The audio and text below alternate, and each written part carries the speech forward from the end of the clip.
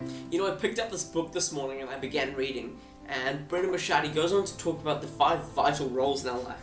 He says that bringing our awareness to these vital roles helps us activate our personal power in each moment. It brings purpose to our minds and activities, and purpose to the great bridges to now, right? And it's amazing, you know, the first role he talks about in our life is that we become the observer, right? And he says about the observer, he says those who have mastered this role can make the decision, any decision, and almost simultaneously evaluate whether or not this is the right decision.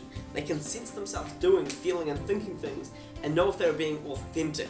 They notice when they're making poor decisions, being rude to others, forgetting something important. They're vitally aware of themselves. You know, several times he says throughout the day, we can ask ourselves, if I stopped and hovered above my life, what do I see myself doing? Why do I think I'm doing that? Why am I feeling what I'm feeling right now? What result will happen from my current actions and intentions? So these questions we can ask ourselves. I can tell you that this is incredibly powerful because we look around, most people don't know why they're feeling the way they're feeling. They don't actually know why they're behaving the way they are, how they're operating when they go into work or when they come home from the day. And they're really not observing their actions, they're caught up in their actions. So we can step out from that and be consciously aware. You know, take time to actually think, what are we thinking?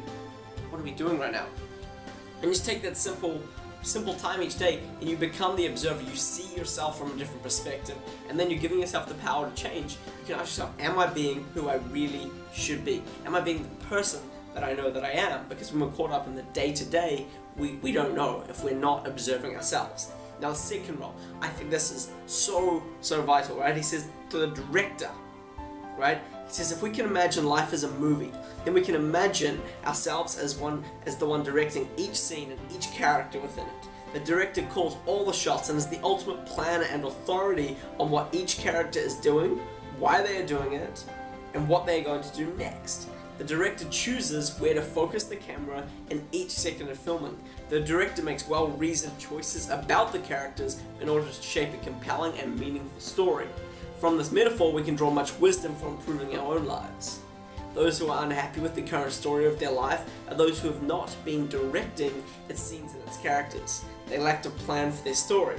They let the wrong characters into the important scenes. You know, mastering this role of the director requires us to be detailed in our intentions for each scene in the story. The basis of that is when we're the director of our lives, we know what it is that we want.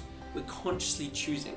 We're consciously choosing who is in our life, what we're focusing on in our life, where we're putting ourselves in our life, how we use our time, our energy, and we put our intentions and our attention to.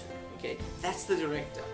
Now the third one, I think maybe the most important thing ever, one of the great Jim Rohn quotes is that he says we must stand guard at the door of our minds, right?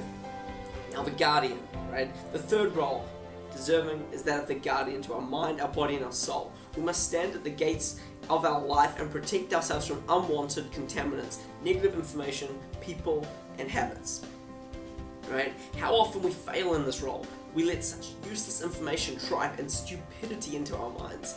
We dumbly consume words, images, and sounds from salacious sources that masquerade their alerts and offers as somehow relevant to our lives. This is the news media that pretends some ignorant and extremist view might enlighten us.